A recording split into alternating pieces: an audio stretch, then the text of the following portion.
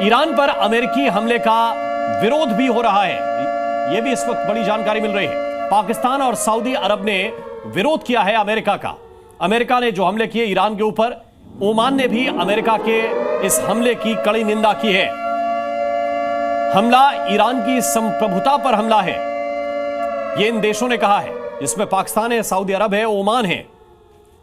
Iran पर अमेरिकी हमले का ये देश विरोध कर रहे हैं और इस हमले को ईरान की संप्रभुता पर हमला बता रहे हैं। ईरान पर अमेरिकी हमले के बाद मिडिल ईस्ट में बढ़ा तनाव। इजरायल और ईरान के बीच जंग तेज हुई। दोनों देशों ने तेज किए अपने हमले।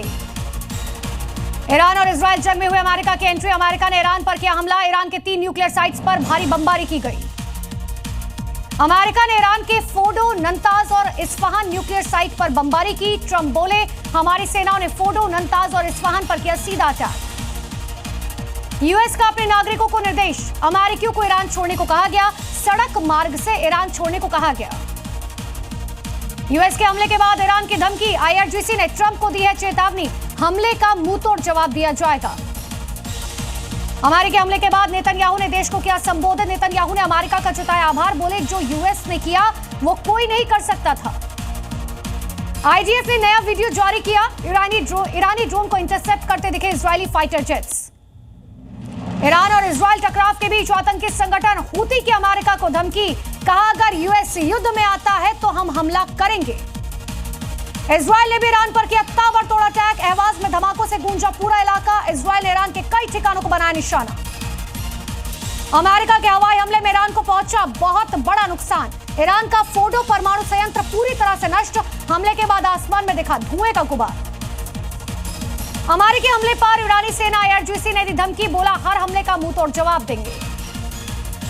इजरायल पर ईरान ने बैलिस्टिक मिसाइल से किया हमला। कई शहरों में गिरे ईरानी बैलिस्टिक मिसाइल। लोग जान बचाने के लिए इधर उधर भागते हुए दिखाई दिए।